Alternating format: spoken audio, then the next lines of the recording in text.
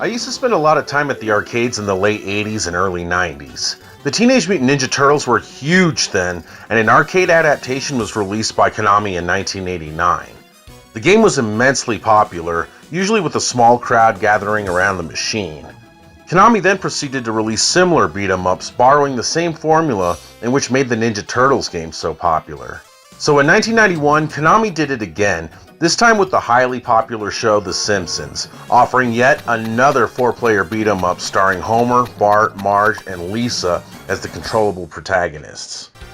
The Simpson family just happens to be taking a stroll through downtown Springfield when by chance they encounter a jewelry store being robbed by none other than Mr. Burns' lapdog, Waylon Smithers.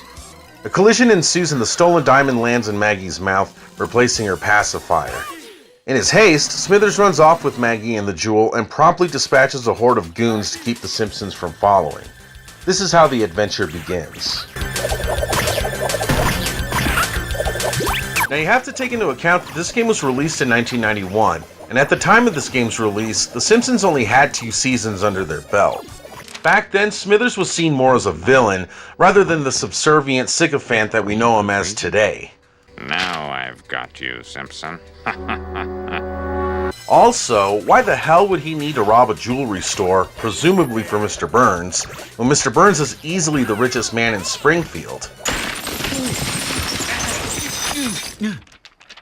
As you can see, this old place is falling apart. Does it really matter?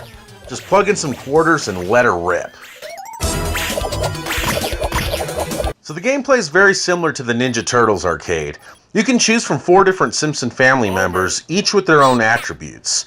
Bart attacks with a skateboard and is basically the Leonardo of the family, while Homer, in my opinion, is the worst character with short-range attacks.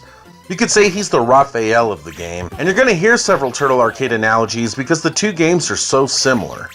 Marge is my favorite character, with slower but longer range attacks, similar to Donatello. Like Ninja Turtles, you have a jump and attack button, and combining the 2 will result in a couple of different jump attacks. The game consists of 8 stages, such as the Channel 6 News Studio and Springfield Nuclear Power Plant, which are filled with generic baddies created just for the game. Remember, this game was released after only 2 seasons of The Simpsons, taking advantage of a new show that completely exploded in popularity. And hey, it worked. It sucked me in, being that The Simpsons was my favorite show at the time, and still is 25 years later.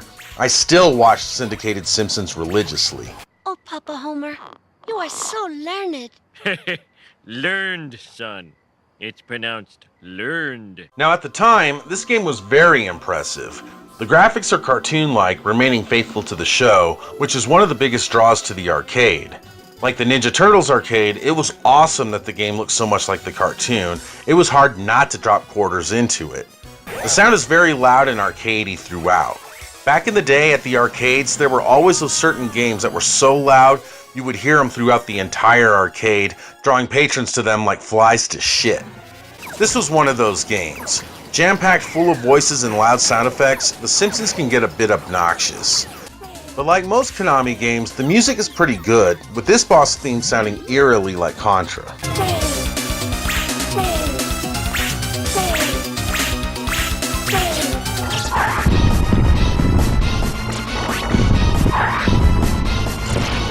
While the show was still new at the time, Konami still managed to insert many of the show's smaller cast into the game. Some of the bosses are recognizable characters. Barely. Take the first boss for example, the heel wrestler from the beginning of the episode in which Bart wants to become a daredevil. That's kind of stretching it. Or the Mudman Homer becomes when he and Bart get lost in the woods and Homer is mistaken for Bigfoot. For the most part, Konami had to create their own original characters to fill the game out with baddies. Why not make Sideshow Bob a boss? Instead, he's just a background bit character. If the game were made today, each baddie could be their own unique character. Who would have thought back then that The Simpsons would still be around today?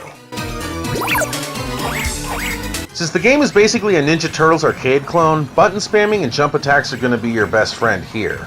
Not a whole lot of strategy is required in this game.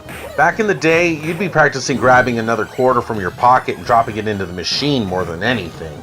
A lot of fun for this game is recognizing what was incorporated from the few episodes that were out at the time. Not so much a big draw for today's standards. The cutscenes in between levels are a nice addition, as are the button mashing bonus rounds. Now this is the PS3 version that I'm playing, so the difficulty can be adjusted, otherwise the game is quarter snatching hard.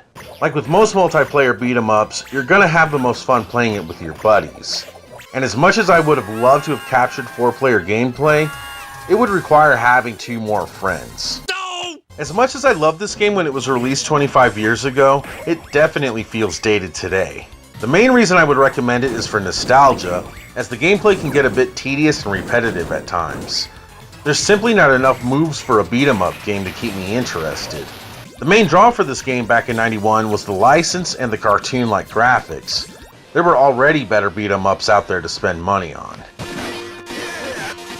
So I would really only recommend this game to Simpsons fanatics and people who are nostalgic for the game. But that's moot because unfortunately, the game has been removed from both the PlayStation Store and Xbox Live Arcade and can no longer be purchased. Why would Konami do this? Did they lose the license? Or does Konami just get its rocks off by pissing in the face of its fans and alienating their longtime supporters as they have been doing the past few years? I'm sure it can be emulated, and that may be your best bet if you're interested in playing this one through. For me, it was a short-lived trip down memory lane and a game that I will scarcely return to.